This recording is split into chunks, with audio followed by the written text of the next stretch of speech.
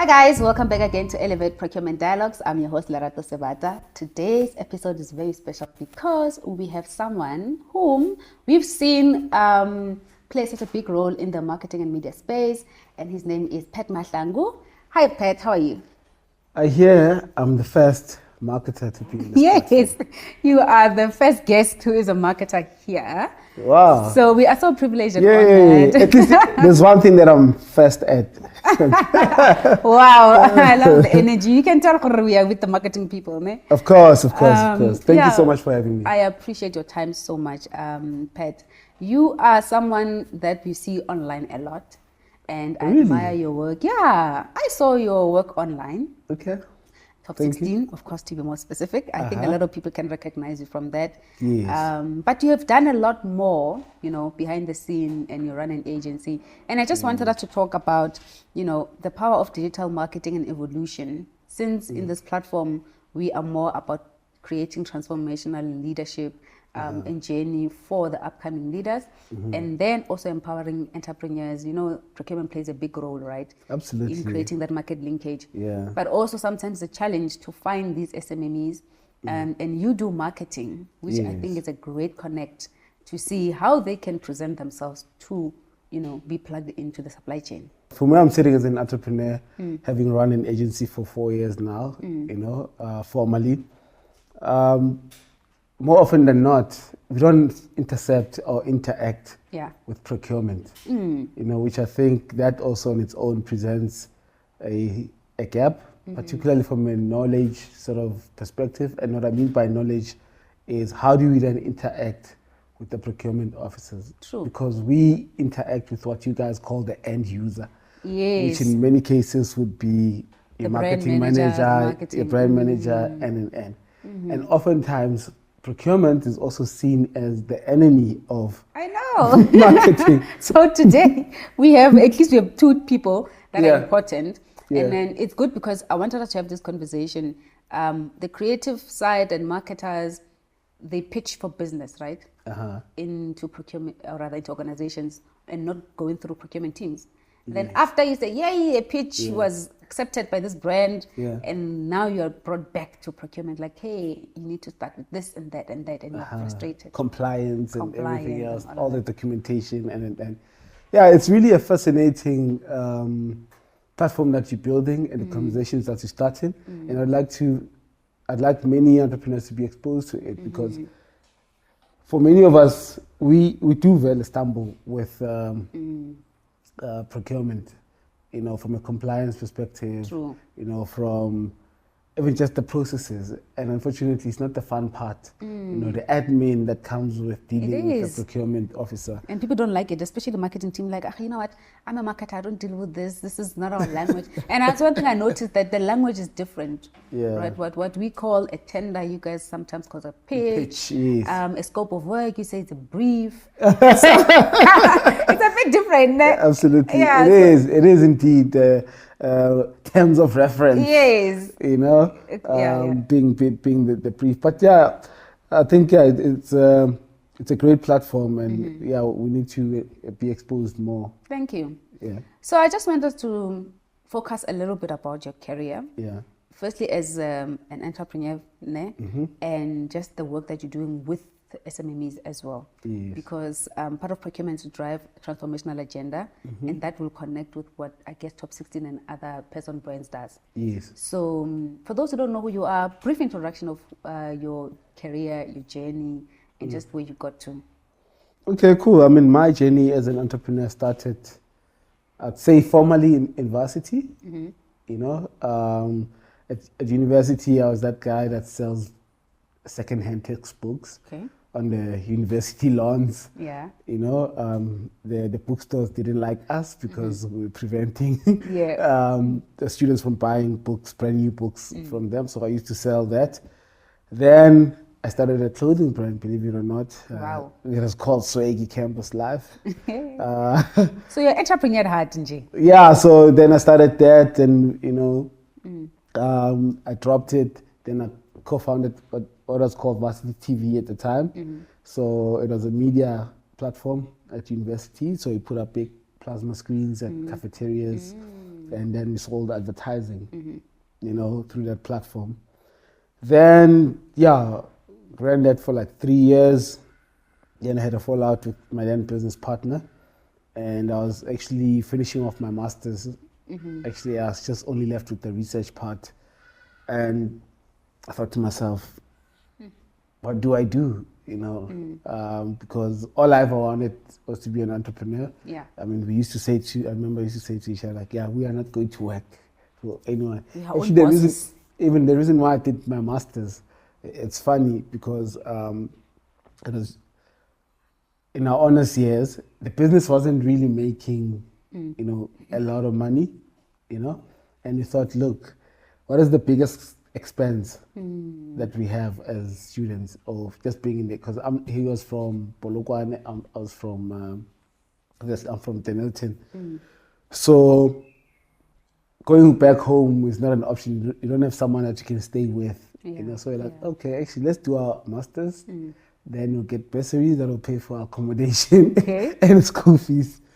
Then we'll still do the business I like your reasoning, on the side. So that's how I actually got to do my masters, you know, so that I can continue to pursue the business, as well as obviously then have a roof over my head. Because you know, in university, once you registered, they can't kick you out. Unlike, you know, wherever you can rent, you know, if you don't pay, you know, they're on your case every day. They'll call you and harass you, and obviously threaten to kick you out. So we were like, or cut your water, or cut your electricity, something like that. So we stayed. I did the masters. Then got a job at UJ because I needed to do something, you know. The curse of getting a job is that now you qualify for credit. Because now I can. And you started taking the clothing account. Then I bought a car. Oh! First thing first, the car that I came with here, I bought it. Wow! You know? And the plan was to be there just for the year to finish off, you know, my master's and graduate, and, you know, off I go. And after I bought the car, obviously, within 2 weeks, crashed it. I hope you had insurance. In fact, I had someone who was here from insurance. Insurance refused to pay. Oh, okay. And then I was deep. Bummed. Yeah? Oh, that was like a bummer, yeah. Yeah, then I was deep in that, and it was like, I can't just, you know. But, then when I was working at UJ, I mean, even my director used to say I didn't belong there. You know, I had just too many ideas. You know, it's just too creative, and the university environment, there's a lot of bureaucracy. You can't just, you know, do anything like also any other corporate, I guess, you know. And she used to say to me, you must go. You must go spread your wings, go do your thing. And time came. Then I left.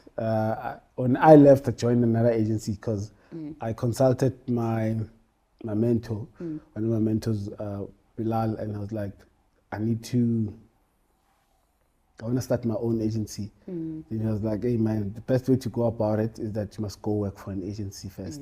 So that you get the ropes and learn and see, and also create a network connection. Absolutely, and learn at someone else's expense.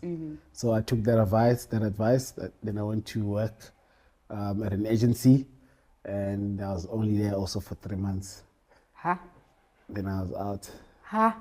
I remember in August 2019, that's when I left. Okay. The agency. Then things were going fine. Then boom, the pandemic. Ooh. Yeah. So. But I guess that's when you birthed Lerato Digital. Yes. So at the time, I was attempting to run Pattern Brands as both an agency and a media platform, but people were not getting it. You know, and once I come to you, I'm like, oh, we're a digital media platform and an agency, huh? What is digital media platform? What is it? I get what the agency is, and when you talk about the agency, I think of the big ones, right? Yeah, no, absolutely. But then again, when I sell my services, Yeah, it's confusing. It's just confusing to people. Okay. Even sometimes, like, now it's better if I'm coming to you and I've requested a meeting as Lerato agency. I know I'm going to talk about agency work, what we've done, what we can do for you. How so would you say your challenge was to also sell it? To say this is what we do, although you knew what in my head, but you couldn't articulate exactly. I couldn't, maybe okay. in a way that makes sense. But those that knew me, obviously, how I got business at the time, it was okay. I know Pat, I trust Pat. Here's a piece of business. And I remember we had gotten a bank, one of these new banks. We did an activation for them, and so we were going to do to all 23 universities activations, and the pandemic happened after having done only one. And obviously when the pandemic happened, then obviously no social activities. Exactly. So then that agreement fell off. And there I was with no income, and I was like, okay, what do we do next? Something needs to happen. Something needs to happen. So just before we continue, you left that agency, you opened Lerato. No, that was before. It was still Patron Brands. Remember, okay. I started Patron Brands also in my honors year. So what is Patron Brands? It was a passion project. So I used to review campaigns. Okay. Like, say, for example, Brand X now has a new campaign, and I just share my thoughts about it. It was a blog, right? But also an interesting thing happened with that as well. Like, I remember getting, my first sort of media invite, to an event. Okay. I remember, I think the brand was Valpre. Yeah, it was an all-white event. We went to Coca-Cola head offices. Then we were passed to Sentin, Mandela Square. And there was a long marketing table. Can make events, eh? Yeah. They can make prominent events. We were treated. I was like, media lives like this. Yeah. Then I started, obviously, afterwards, getting those invites. But at the core of it, it's a media platform. Obviously, like, we've evolved, over the years. We have multiple properties within Patron Brands. We've got what you call the Patron Brands Dialogues, which is a series of events where we host captains of industry in the marketing space to come speak to young professionals. The reason why I created that platform was that, there wasn't a platform that allowed young black professionals to network with the captains of industry. Like, as a young graduate coming fresh out of varsity, seldom you get an opportunity to be in the same room for an hour, actually for 2 hours or more, with a CMO. Of course. You get my point? Of course. Even when you're still working with so many years of experience. Yeah, some people never have that opportunity. So that's nice. So that is the whole thing. Also, you're an entrepreneur. You have ambitions of working for, providing services for a big corporate, bringing the person to you. So, and using storytelling, because also I find that, we learn better through people's journeys and stories. And that's why I encourage, some of these people, especially the accomplished corporate execs, like, oh no, me, I don't like the spotlight, But I'm like, it's not about the spotlight. You sharing your journey, someone can be inspired. Someone can see that it's possible. I remember, we once hosted an event and we had like all CMOs, and there were like obviously a lot of youngsters in the room, and one of them came to me and was like, I didn't know that actually there are so many CMOs that look like me, in our industry, and I'm really inspired. I was like, damn, that's why we do what we do. So that's solidified. Yeah, to expose, young people, to say, because remember, for many years, the face of business, the face of a marketer has always been white. So now where we are, we're starting to see a lot of prominent. I mean, if you look at, for example, the CMOs of the top 4 banks, you know, and those are the big spenders even when it comes to marketing. They're all black, you know. But I see now one has joined. And the majority of them are women. Yeah. Yeah. Okay, thank you. So take me then through the time you started Lerato PR and creative agency. Yeah. Which was birthed during COVID, I believe. Yes. So I remember as I was sharing my story that then the pandemic happened and I thought to myself, something has to give here. You know, and I was like, you know what, I'm going to separate. But I've always knew that I wanted to run like a proper agency. I think what COVID was a blessing. I know for many people it wasn't, but for me, actually that's what really changed a lot of things for me for the better, even from a career perspective. You know, so I started, it was an opportunity for me to start the agency because remember at the time, like you're saying, we couldn't meet up. So people worked from home and so there's no pressure to have an office space. So this is a plus for you. Exactly. Yeah. So I could just start alone but I was very intentional also from the onset when I started it, you know, make sure the website was top. You know, we actually even had a launch, you know, we live streamed it, you know. I can just see the excitement in your face, or it was firecracks. Yeah, you know, we literally put together a show. I had Bulele Porisa, who's now actually on 947 and also on the morning show, but at the time she was in transition, you know, from UJFM. And she was a friend. I called her to say, come be the MC of this launch. I called my friends at Acoustic Star who do production, you know. Oh, I know them. You know, great. Kujo and Kat, good guys. So, yeah, then we put together a show, man. It's still available on YouTube. Nice. And yeah. So since you've started your journey, then in a month, then we landed our first contract. Then that's when I could employ people. Okay. Yeah. And one of the things I think I appreciate about your agency is that you've got women. Yeah. I saw a lot of ladies there on your leadership team. I was like, power to you. Is there any particular reason why you're driving female leadership? Sure. I think for me, and my team always like comes for me because I hire from the heart and not necessarily from the mind.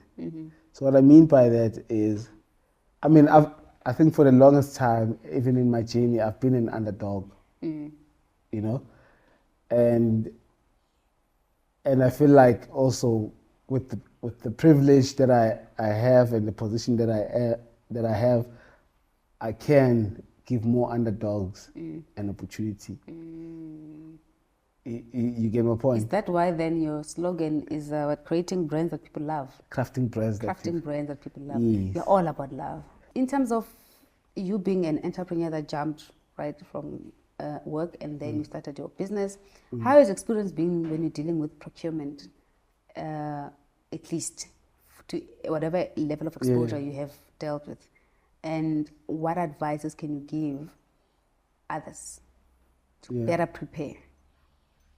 Yeah.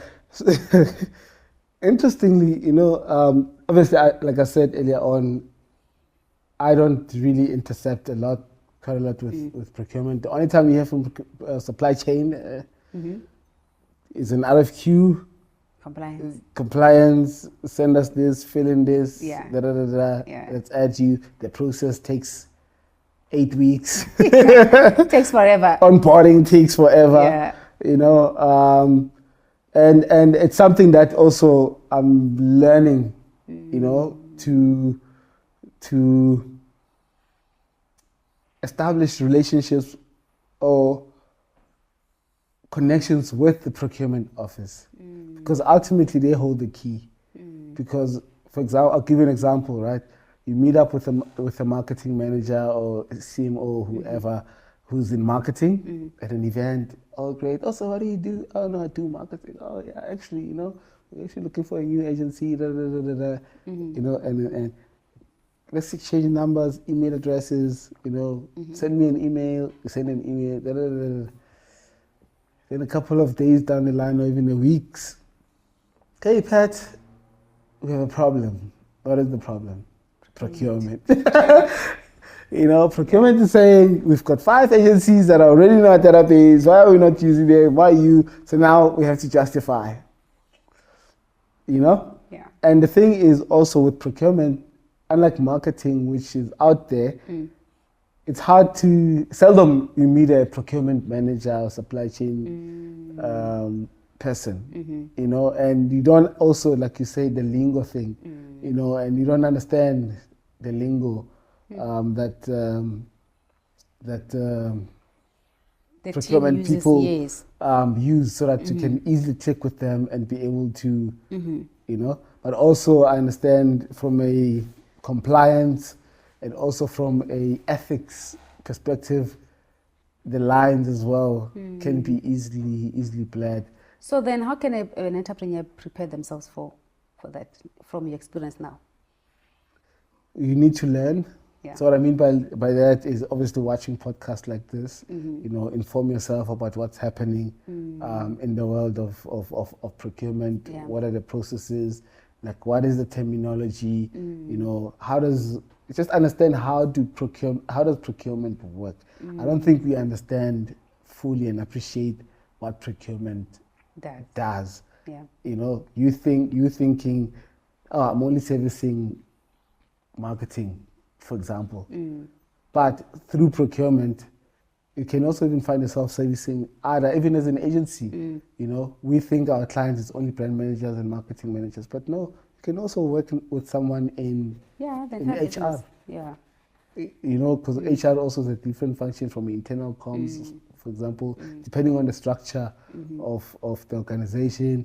HR is doing something cool. Even procurement on their own, they want something cool. And so it's really about just understanding the dynamics. Yeah. And like I say, reading, learning, and then befriending people like Lerato when you get stuck. Listen to the videos that I create, right, on my channel. Yes, and now I know I'll call you when I have a challenge.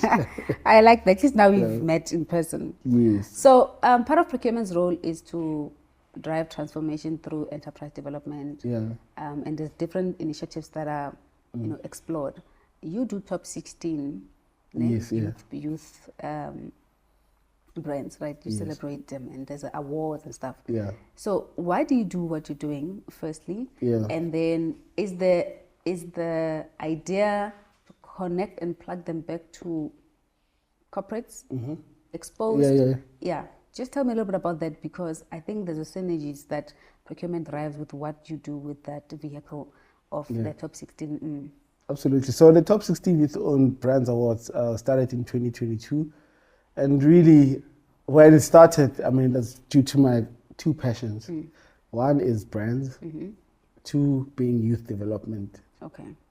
So combining the 2, the Yobas, were established, But also at the same time, for example, I'll give you a classic example.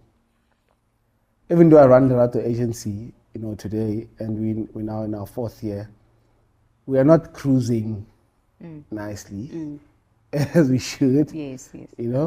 And also by virtue of us being a small black youth-owned agency, it has its own limitations. Yeah. Right?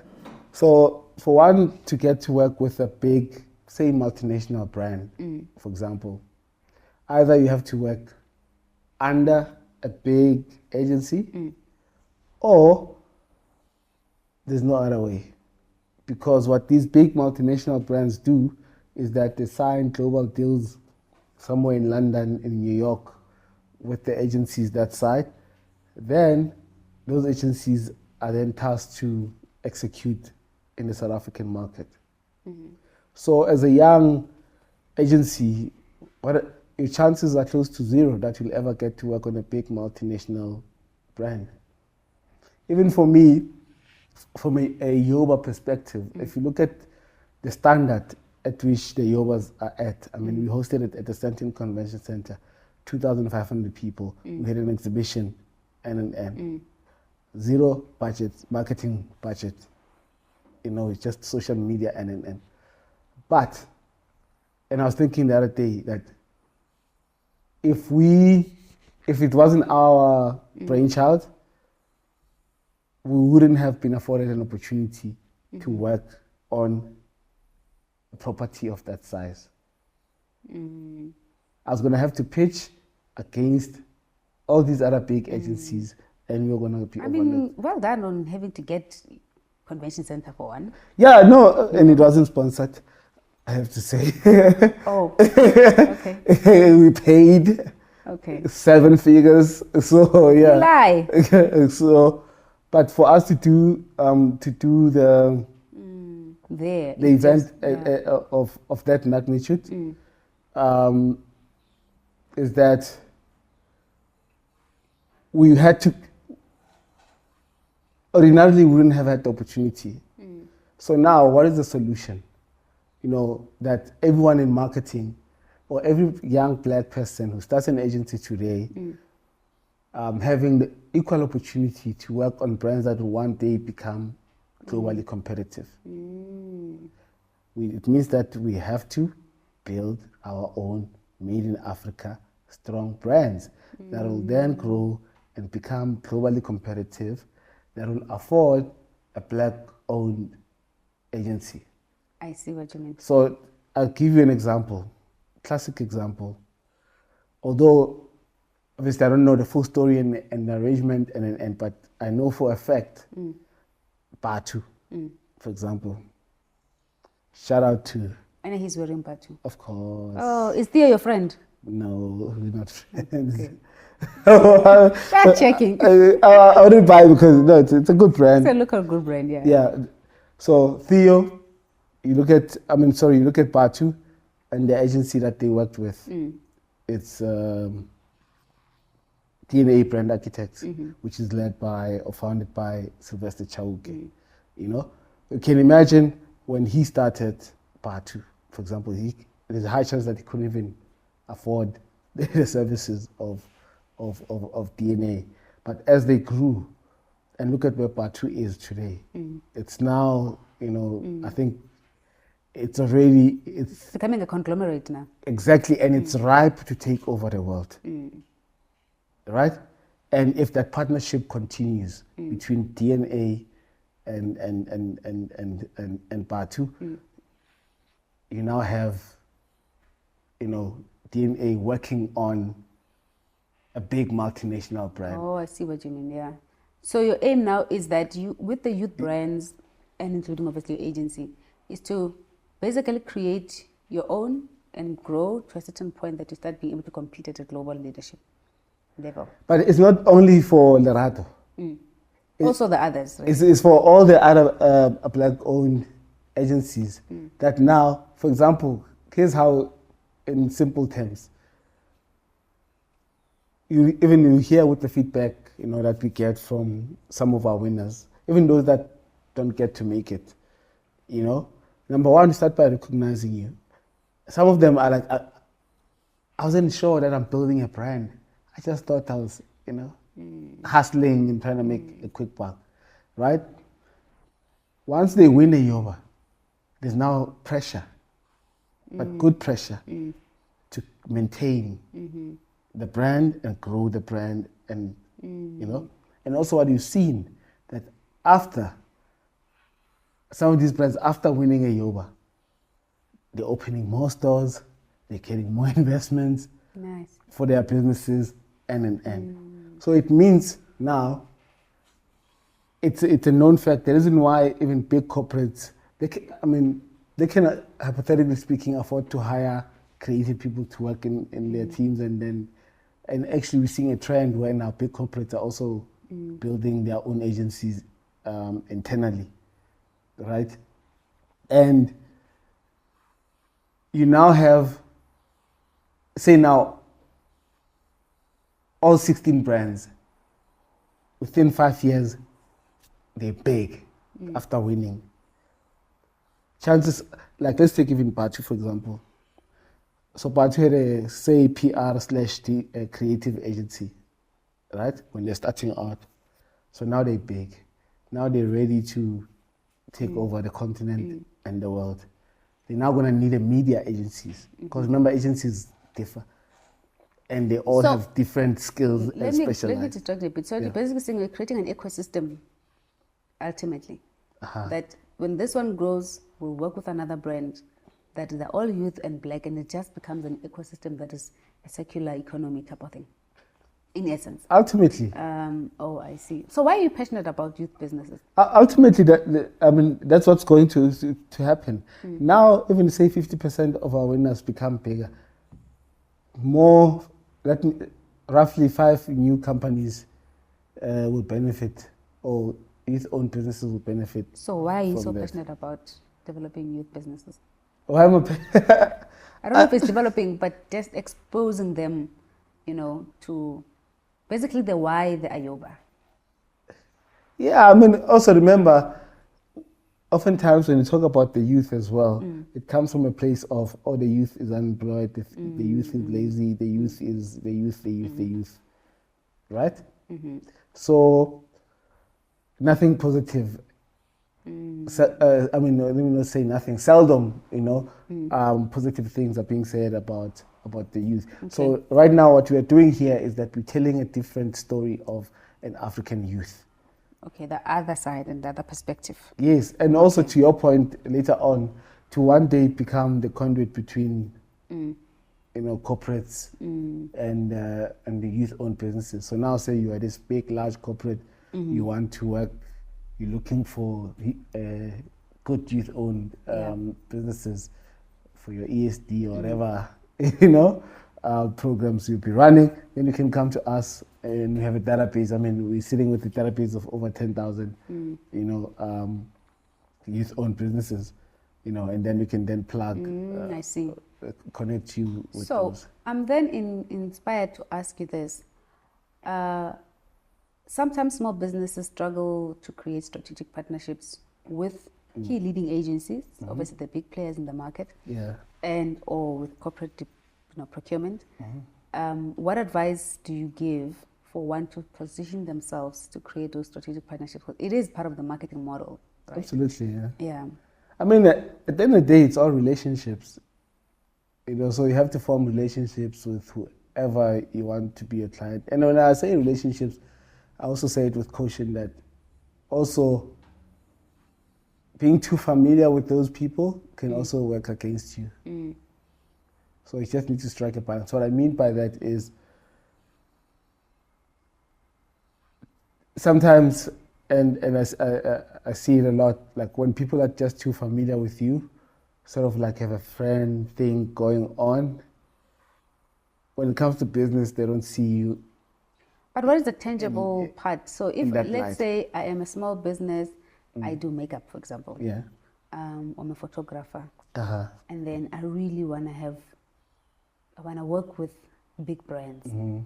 And I don't know how to pivot. Marketing-wise, how can they start to position themselves in a way that they can, one, be seen, or when they speak, they can literally be listened to, whatever those type of practicalities. Obviously, so where I was going with my point is that ultimately, it's relationships. People buy from people at the end of the day, right? And people buy from people they trust. That's it. So with that in mind, then you go back. So if you want to work with corporates, you need to go where corporate people are. Okay. Or where they hang out, or where they have events. Like for example, I found that by attending events, that's when you get to build quite a lot of relationships and networks. And you'd realize, especially in our industry, if you've been to 10 events, you pretty much know 80% of the industry. Because it's the same people everywhere. So are you saying... Like for example, if in marketing, you just go, all you need to do, buy tickets to all the awards events. Okay. All of them in 1 year. Just say you're going to go to the bookmarks, you're going to go to the Luris, you're going to go just invest in events. 1 year, invest in events. To the FEs, you're going to go to, what's the other one? The Pandorans. And you buy the tickets. But most small businesses don't want to attend events. They say it's a clickbait thing, it's a socialized thing. It's, there's a negative connotation also about they just want to make money with us type of thing, Then you shouldn't be in business if you think like that. There's no place for you, because also everything requires you to put in effort. So if you're not willing to put in the effort, and if you're not willing to invest in your business, then why are you doing what you're doing? Because then you're just gonna whine and complain and. So this is the practicality of it. You go, you buy 10 tickets, and you attend. If you don't have money, you can hustle. You look at who the sponsors are. You email the sponsor like, you know what? I'm really, really desperate to attend this event. Can you just give me a ticket? Just ask. Just ask. I would really, and you find that people are willing to assist. Yeah. And say, so-and-so cancelled, or so-and-so said they're not coming. Come through, here's a ticket. Sure. So you need to ask. So you can't say, it's a clickbait, okay, I don't have money, but you're scared to ask. What's the worst that can happen? If somebody say no. Yeah. Okay. You know what I mean? Yeah. Oh, you are smart. Oh, you have to be smart about these things. If you don't have money, start a blog and say, hey, I'll write about can you please give me access? I'll publish it on my website. That doesn't cost you much. So you just need to have the smarts, and you just need to know. Because remember, again, back to my point, every industry has its own top dogs. I'm sure you know in procurement, there's a name that gets mentioned like, hey, you get my point? And for you to progress in that industry, you need to then make sure that those people know you. You know them and they know you, and they know what you stand for. And if you are lucky, then they put you under their wing, and opportunities can start opening up. Okay. Sure. Thank you so much for that. I appreciate you sharing this knowledge. I think sometimes we underrate or downplay. That's the word I'm looking for. Yeah. We downplay what we're talking about today, and it is what moves the needle. Absolutely. It's not always intelligent things. Yeah. Just going outside of your way. Sometimes it's just figuring out. And this is what you won't learn from university. Unfortunately. Yes, absolutely. So I just want to then move to the last part of our conversation. Yes. Which is a challenge that we usually play here. But it's an interesting one because it's going to make you think outside of the box. Okay. So you must answer these questions in 30 seconds. Okay. Are you ready, Mr. Pat? Now, interesting enough, also on our podcast, the Pat and Brands podcast, we have a quiz. So our guests always get taken aback or surprised. On the other side. So now I'm on the other side, like you. So you're taken aback. Yeah. Okay, let me ask you just 3. Now you must answer in 30 seconds and. Okay, let's see. As quick as possible. Don't overthink it. Just say what you think immediately, right? Social media marketing has grown so much. Yes. And what is the first thing you can advise an entrepreneur in them starting a new social media platform for themselves? Create content. Feed that thing with content. Okay. Yeah. Is there any return on investment to that? Of course. Because what's the use of just having a dormant social media page? Okay. It needs content. So that the content, the algorithm, and you get the awareness that you need. So content. Okay. Since you started Pat on Brands and Lerato PR and Creative Agency, I'm sure you've had a lot of setbacks. Of course. Which one do you remember the most? Sure. Last year's one with the Yobas. Okay. When we made a loss of 7 figures. You made a loss? Yeah. That's crazy. Yeah. Sure. Okay, let me move on. Last one. What inspires you? Stories. Stories of people that did the things, that built, that fell and rose again. That really inspires me. Okay. Yeah. Do you have a mentor? Yes. Do you believe in mentorship? 100%. Okay. And would you advise any youth person out there to have a mentor? 100%. You must have a mentor. There's a lot of people. The thing about being young, sometimes you think you're the first one to do something, and there's a lot of people that have been there before you. And you can avoid many mistakes. Yeah. You can propel your journey to move faster if you have mentors. And I have one particular mentor that actually in the past 4 years, and funny enough, I also met him for the first time. Our journey started in 2024, right? And yeah, through him, I've met some very interesting and influential people. Through him, I've had platforms that ordinarily, as a young black person, you wouldn't have access to. So, mentorship, I vouch for it any other day. But there's a big but with it, is that like any relationship, for it to work, it needs to be mutually beneficial. True. So what I mean by that, also add value to your mentor's life. Don't just take. Yeah, I like that actually. That's a good perspective. You know, and the biggest thing when you are young, starting out, because you don't have money, the asset that you have is time. So you need to then volunteer your time to help him. Not everything is about money, right? So you need to be able to form relationships, invest your time. When they say, hey, Pat, we're doing something, where, we need extra hands, the first question shouldn't be, how much you're going to pay me? You just go. And through that, you build relationships. You build the relationship, you and build next the time bond. you land a big deal anyway. Yeah. And so I'm a big fan of that, but like I say, as a mentee also, you have to give something. Add value. You need to add value. Thank you. Don't just take. All right. So just last words in closing. I'm going to give you this. This is one of our key, I'd say. You see, you're also gifting. Yeah. So we gift everyone that comes to the podcast this procurement planner. Wow. I know you're a planner. Obviously, you do a lot of things on a day-to-day. So this is a gift from us to you to say thank you so much for your time and enjoy. You learn more about procurement when you're actually using this planner. Is it? Wow, lovely. Thank you so much.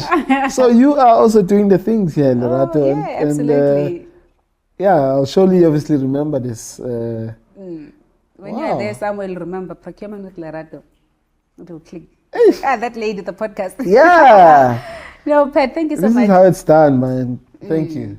It was such a pleasure having you today. Just last words before we close for youth businesses out there. Last advice is, there's never been a better time than now to start anything. And when you start, once you started, you hit yourself and be like, why did I not start earlier? Because things are moving and things are happening. Yes, it won't be a smooth ride, but once you start, and again, if it fails, it fails. At least you'll have the satisfaction that you did start. I actually like that. Yeah. Pat, you have been such a pleasure having you around as our guest. Like I said, you are the first marketing guru. Hopefully not the last. Of course not. I'm sure you're going to come back again. Yeah. Also, maybe we should also have you on our platform. Exactly. But we will definitely have you again. I mean, we've enjoyed. There's a lot more to unpack. Absolutely. But obviously, because of time, can only do so much. Yes. So I appreciate your time, sir. And we'll chat again soon. Thank you. Thank you so much. Guys, thank you so much for tuning in today. Please continue to like, share, and comment. Subscribe as well to the channel. Today we had Pat, who is the, we call ourselves a PR and a media entrepreneur or a executive CEO, all the nice things. Anyway, we'll see you guys on the next episode. Bye.